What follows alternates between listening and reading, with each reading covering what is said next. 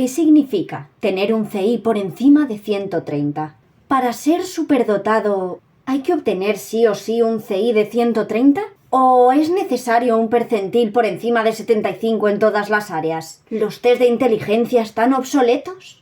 ¿Qué es la alta capacidad? ¿Son efectivos los test a la hora de predecir la inteligencia real? ¿Por qué hay gente que tiene un CI de 200 o 170? ¿Acaso son más inteligentes que las personas que no llegan a 130? ¿Acaso es el CI una cifra estática? ¿Existen los falsos negativos y los falsos positivos? Bueno, se viene vídeo calentito. Tenía muchas ganas de hablar de este tema porque preguntáis un montón, comentáis mucho sobre este asunto, también en redes sociales, en TikTok, y tenía muchas ganas de desmentir muchas ideas y de hablar de este tema para hacer algunas aclaraciones que creo que son muy necesarias. Pero es cierto que no me veía yo con la suficiente formación o conocimiento del tema para hablar de ello más en profundidad.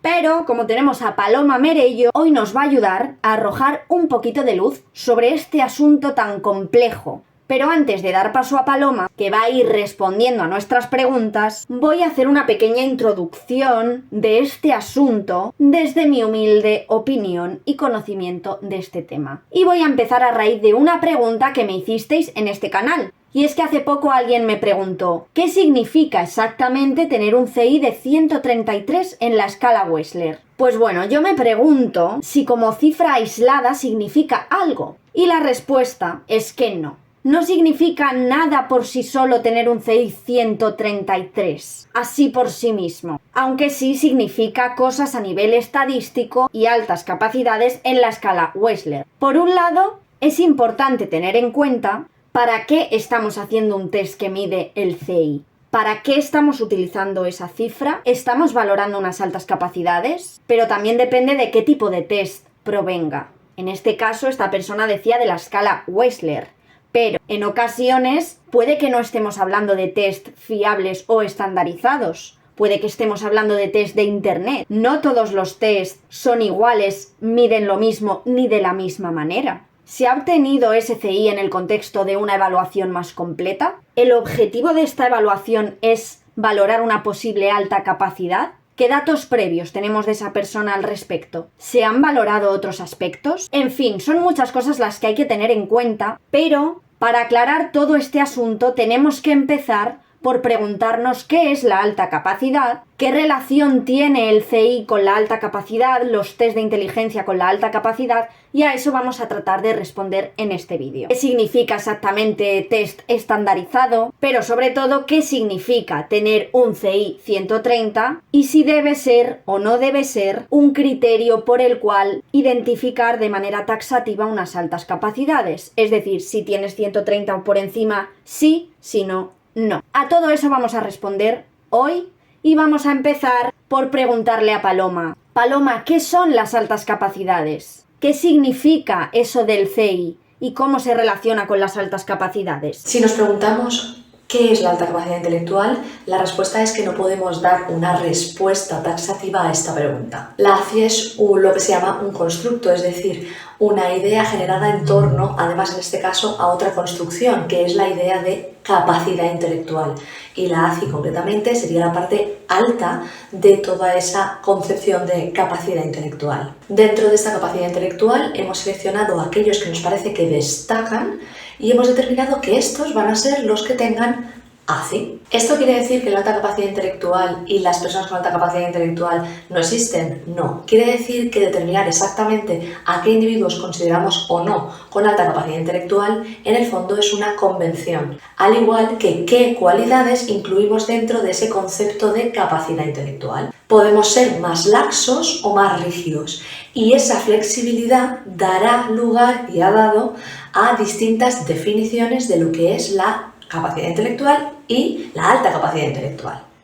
Tener alta capacidad intelectual supone tener un potencial destacable en una o varias áreas que podrá ser desarrollado o no en el futuro, dando evidencias, rendimientos o no de ese potencial en dominios específicos. Así que podréis ver que dada la ambigüedad y un poco la inconcreción de lo que es la alta capacidad intelectual, cuando pasamos a decir, bueno, ¿qué aptitudes o qué mide el CI? Y lo queremos relacionar con la alta capacidad intelectual, no es tan fácil, ya que esta ambigüedad en la definición de la ACI hace que no podamos decir, bueno, pues esto se puede medir de tal manera, como si juzgamos que esto es una mesa o no es una mesa. Y no me hagáis ponerme creativa, porque incluso lo que es una mesa puede ser cuestionable en función de si ponemos el foco en su uso, su estética, ¿vale? Me vais viendo, ¿no? Pues es lo mismo aplicado a un constructo que tiene que ver con algo tan intangible como la capacidad intelectual, pues ya lo pone mucho más complejo todo. Así que lo que sí que es bastante sencillo de ver es que una medida única como es el CI, el cociente intelectual, va a ser demasiado simplista, no va a poder permitirnos dar información rica y compleja sobre toda esa idea de la capacidad intelectual de un individuo. Según la propia definición de los test de inteligencia, estos se definen como test neuropsicológicos que evalúan la capacidad intelectual, partiendo de una definición jerárquica de lo que serían estas capacidades intelectuales. El fondo teórico del instrumento con las teorías de la inteligencia fluida, cristalizada, la memoria del trabajo, etc. Por tanto, el CI es una medida que aglutina las medidas, los promedios de otras submedidas, pero que concretamente parten de unos ejercicios específicos. Al final lo que se hace es promediar puntuaciones en unas pruebas concretas. Por tanto, destacar de forma sobresaliente en el desempeño en estos ejercicios, pues es una evidencia de que se tienen ciertas aptitudes que permiten resolver adecuadamente o de forma muy sobresaliente estos ejercicios. Además, tenemos que volver a la idea de que la inteligencia es un concepto complejo y que los tests tienen ciertas limitaciones que vienen derivadas de su diseño. Claro, el problema es que todas las aptitudes no son posibles medir a través de un test de cociente intelectual y que además estos tests suelen permitir una única respuesta correcta y que según el test en teoría es la única, por lo que no miden ni el proceso ni la posibilidad del individuo de generar soluciones alternativas, ni el cuestionamiento que hace, la reflexión que hace el individuo sobre ese problema, ni si se ha beneficiado de automatismos en la resolución debido al entrenamiento en tareas similares, ni evalúa y tiene en cuenta la capacidad de aprendizaje del individuo, que podría considerarse, por ejemplo, en su capacidad de mejora en responder conforme avanzan las propias preguntas del test. Gracias, Paloma. En resumen, podemos decir que el CI es una medida que evidencia un alto rendimiento en unos ejercicios concretos, o que evidencia un posible alto potencial, pero es necesario tener en cuenta que esos test tienen limitaciones. No tienen en cuenta el proceso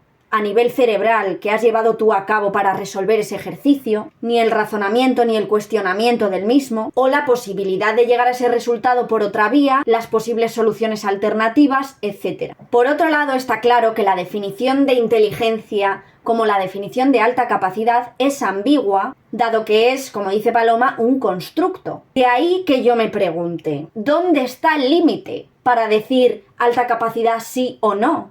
Pues bueno, el límite es ambiguo, como el propio constructo de inteligencia y como el propio constructo de altas capacidades. Porque el límite va a depender sencillamente de lo flexible o rígida que sea la concepción de altas capacidades en la cual nos estamos basando.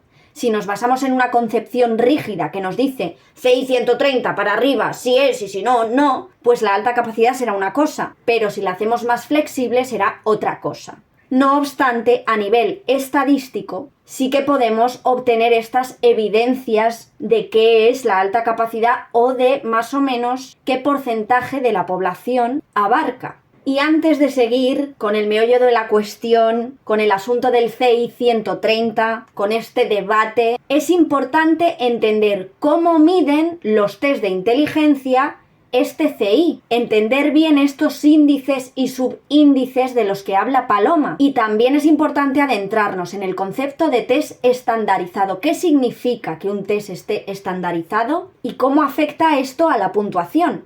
Cuéntanos, Paloma, ¿qué miden los test de CI? ¿Qué es un test estandarizado? Bueno, pues vamos a entrar en un poco más de detalles sobre cómo construimos esta medida de cociente intelectual, de CI. El CI, como ya he dicho, es una medida que se obtiene promediando las puntuaciones obtenidas en una serie de ejercicios concretos. Estas puntuaciones pueden agruparse y dan lugar a otros subíndices. El cociente de comprensión verbal, que expresa habilidades de la comprensión de conceptos verbales, relaciones entre conceptos, riqueza léxica, precisión en la definición de vocablos. Después tendríamos el cociente de razonamiento perceptivo, que se centra más en la clasificación, formación de conceptos no verbales, análisis visual, procesamiento simultáneo, cosas así. Después tendríamos la memoria de trabajo, que se basa en la capacidad de almacenar datos en el corto plazo y operar mentalmente con este tipo de información. Y por último tendríamos la velocidad de procesamiento, que lo que evalúa es la capacidad para focalizar la atención, discriminar rápidamente entre objetos. Si promediamos estos 4 cocientes de una manera determinada, se obtiene la puntuación general del CI, que además tened en cuenta que cada uno de estos cocientes se basaba en 5 pruebas distintas o 3 pruebas distintas, dependiendo del cociente. Además hay que destacar que la medida de CI que se obtiene es estandarizada. ¿Esto qué quiere decir? Que es estandarizado respecto al diseño quiere decir que las pruebas y los ejercicios han sido pensados para la capacidad intelectual promedio. Por otro lado, la estandarización de la medida lo que quiere decir es que cuando tú sumas las puntuaciones de las pruebas no te da una medida en torno a 0 y 160, que es la medida más o menos de los test, ¿vale? Entonces, ¿qué ocurre? Que lo que se ha determinado es que se trata de forzar la medida que esté estandarizada de manera que el promedio de la población saque en torno al número 100. Y que además la variabilidad que se ve en las poblaciones quede también acotada a una variabilidad promedio de 15 puntos. Del mismo test, distintas versiones de distintos años, comparas una medida de 130, siempre estadísticamente respecto a la población general implica lo mismo, implica la misma lejanía respecto a la media de la población, porque han forzado que ese 130 signifique lo mismo para la población de hoy que la de hace 30 años. Así que cuando escuchéis hablar sobre el efecto Flynn y que ahora los CIs han subido las puntuaciones absolutas en las pruebas. Discutamos ahora qué quiere decir esa medida de 130 que tanto suena y que parece que es una barrera infranqueable. Veamos si tiene sentido o no. Pues aquí entra el debate. Te he dejado con la miel en los labios, ¿a que sí? Y es que uno de los temas que más debate genera es el asunto del 130, porque como sabes en España, y si no lo sabes te lo digo, algunas comunidades autónomas tienen como medida estándar de altas capacidades el CI 130 y una es la maravillosa Comunidad de Madrid en la que me encuentro. Y en la Comunidad de Madrid básicamente si un alumno no tiene un CI 130 se queda fuera del alumnado con necesidades educativas especiales, con lo que ello implica. Es decir, que para la Comunidad de Madrid, si tienes un CI 129, no tienes altas capacidades. Y con esto, muchos alumnos se quedan sin identificar. Y es que al contrario de lo que solemos pensar, cuando escuchamos mensajes del tipo ¿cuál es tu CI? No se trata de una cifra estática, es una medida. Y puedes obtener una medida hoy y una medida dentro de 4 años. Es decir, que ese alumno que se queda fuera por tener un 129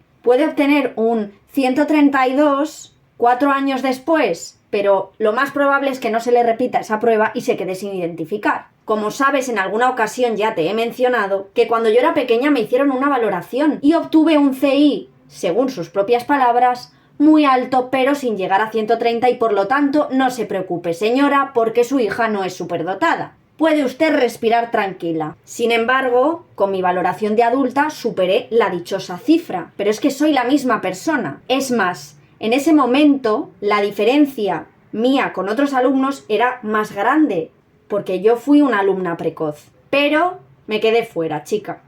En fin, presta atención porque nos va Paloma a explicar esto que te estoy diciendo, ¿vale? De qué significa tener un CI 130 y qué pasa con este límite. ¿Tiene sentido? ¿No tiene sentido? Paloma, ilumínanos. El 130, por tanto, equivale a la media, que es 100, más 2 desviaciones típicas, que en general, en el Wesley, por ejemplo, y en algunos más otros test, se fija en 15. Se ha forzado a que esa variabilidad fuera de 15 puntos. Lo que quiere decir que 15 puntos es lo que en promedio la gente se mueve alrededor de la media. Con lo cual, moverse 30 puntos más allá del 100 hasta el 130 implica una diferencia significativa respecto a la media. Como el CI sigue una curva normal, quiere decir que superar o alcanzar el 130 de CI solo se da en un 2,3% de la población aproximadamente. En estadística es habitual usar esa medida de 2 desviaciones típicas o incluso en vez de ese 2,3% usar el 5%. Por tanto, obtener un 130 o más significaría que has superado el 2,3% de la población en tu puntuación de CI concreta de ese día. Esa puntuación es suficientemente difícil de obtener al azar como para que podamos rechazar que te encuentras cerca de una puntuación media. Entonces, podemos ver que esta medida de 130 se ha tomado para señalar que la distancia que existe con el promedio de individuos es suficientemente amplia. ¿Podemos decir que el que tiene 130 tiene y el que ha obtenido 129 no? ¿Podríamos decir que a partir del 130 se produce un cambio psicobiológico cerebral en el que esa persona pasa a tener alta capacidad intelectual y la otra no? Pues para nada, porque como veréis es una medida puramente estadística, que lo que hace es ayudarnos matemáticamente a discernir si la distancia que hay respecto a la media parece una distancia notable o no, pero no nos indica si esa medida es única. Es más, el propio error del test hace que en la respuesta o cuando nos dan el informe, este incluya un intervalo en el que nos dicen que con un 95% de probabilidad la puntuación de CI que hemos obtenido, ojo, hoy, en esta prueba concreta, con estos ejercicios concretos y bajo estas condiciones de test, con un 95% de seguridad se encuentran entre ese rango de números. Luego, por tanto por lo que significa el 130 como media estadística, porque el CI mide unas pruebas y unas aptitudes concretas, limitar y fijar una barrera en el 130 absolutamente inflexible carece de todo sentido. Carece de sentido, ya lo has escuchado. Y es que tenemos que entender de una vez por todas que el CI no es importante por sí solo, sino también con la valoración de otros aspectos más allá del CI. El caso es que es mucho más interesante la información que nos da el hecho de estar 30 puntuaciones típicas por encima de la media y lo que eso supone a nivel estadístico que el número en sí. Por eso la diferencia entre 129 y 132 no es tan significativa y no nos dice nada. No nos dice nada para pensar que un CI 129 no suponga una alta capacidad. O sea, es que no tiene sentido. Y dentro de cómo funcionan estos test de CI en la población con altas capacidades, vamos a terminar respondiendo a una pregunta, o más bien, en la mayoría de las ocasiones suele ser una afirmación bastante rígida, que es la de oh, es que hay muchísima diferencia entre una persona que tiene un CI 130 y una persona que tiene un CI 170. Vamos a responder a esto. Paloma, por favor, explícanos un poquito más esto, porque yo a veces me pongo de los nervios cuando me dicen este tipo de cosas. ¿Por qué hay gente que tiene un CI 170 o 200? Y lo que es más importante, ¿significa eso que esas personas son más inteligentes que alguien que tiene un CI 130 o que no llega porque tiene un 128? Quiero incidir además en que hemos mencionado ya que los test eran estandarizados en su diseño, lo que quiere decir que las pruebas cuentan con lo que se llama un techo.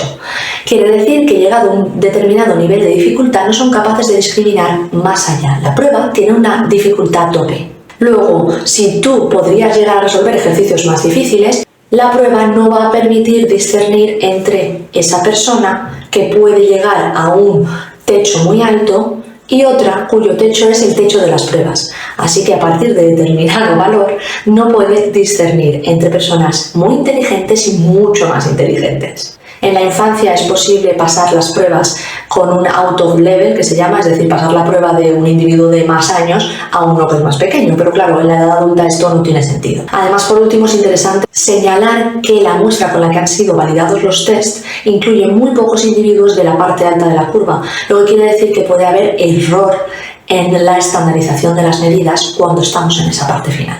Por último, quiero dar respuesta a dos preguntas que suelen ser bastante curiosas. Una es, ¿por qué hay gente que llega a tener un 170 o un 200 de CI? Bueno, pues habíamos dicho que las pruebas eran estandarizadas. No todas las pruebas las estandarizan igual, con la misma desviación típica. Sí suelen usar la misma media, que es el 100. Por otro lado, personas con un 160 de CI son mucho más inteligentes que una persona con un 130. ¿Quiere decir esto que la persona del 130 es mucho menos inteligente que la otra? Dependerá, porque si en la inteligencia no medimos solo cómo se responden ciertas preguntas concretas de unos problemas específicos de un test, pues es posible que no, ya que la inteligencia es una cualidad dinámica, adaptativa, en la que el proceso de resolución del problema también es bastante relevante, así como cómo te adaptas al contexto, aprendes de él y optimizas tus soluciones. Y esto recuerda que no lo mide un test de CI. Es posible así que una persona que tiene menos CI o que a lo mejor tiene rendimientos muy buenos, extraordinarios, fortalezas que no han sido medidas por las pruebas de CI en esos ejercicios concretos, es posible que esa persona tenga unas estrategias de compensación de debilidades a través de sus fortalezas, haciendo y configurando un perfil que después tiene un desempeño en la vida real que puede llegar a ser superior. Lo que sí es innegable es que podemos afirmar que esa persona con un CI estratosférico desempeña de manera absolutamente extraordinaria y fuera de serie en los problemas específicos que pregunta y cuestiona ese test de inteligencia. Vamos, que tener un CI de 170 no implica necesariamente que seas más inteligente ni menos que alguien que tiene 130. Primero porque depende del test que estemos utilizando. Como te ha puesto Paloma en el vídeo, un CI 130 de la escala Wechsler corresponde con un CI 148 de la escala Cattell. Eso para empezar. Para seguir, las puntuaciones de los subíndices de las pruebas nos dan información también muy rica del perfil cognitivo de esa persona, que puede ser mucho más interesante que la simple puntuación del CI total. También depende de si el test que estamos utilizando está o no está estandarizado. Es decir, que un test que hagas tú en internet, pues bueno, cogidito con pinzas el resultado. Y por otra parte, también dependerá del techo de dicho test en comparación con la capacidad de esa persona. Quizá una persona haya obtenido una puntuación muy alta en un subíndice, pero dentro de ese subíndice tiene un techo, que quizá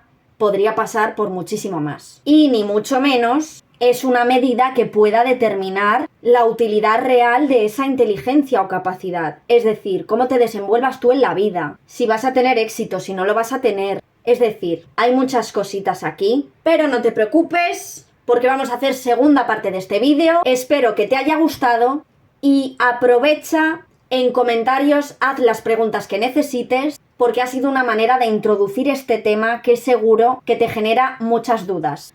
Así que, si quieres que resolvamos alguna otra cuestión en la parte 2 de este vídeo, aunque ya tenemos un pequeño guioncito de lo que queremos comentar, anímate a poner tus dudas y comentarios. En fin, conclusión de este vídeo, pues que el CI es la punta del iceberg, pero es una punta que hay que desgranar porque genera mucho debate y mucha duda. No obstante, evidentemente aporta muchísima información y son necesarios a la hora de valorar unas altas capacidades. Por favor, que no se nos olvide esto y no empecemos ahora a decir que los test de inteligencia no sirven para nada y que la puntuación del CI no sirve para nada, ¿vale? Por favor, tengamos la fiesta en paz. Nos vemos en el próximo vídeo.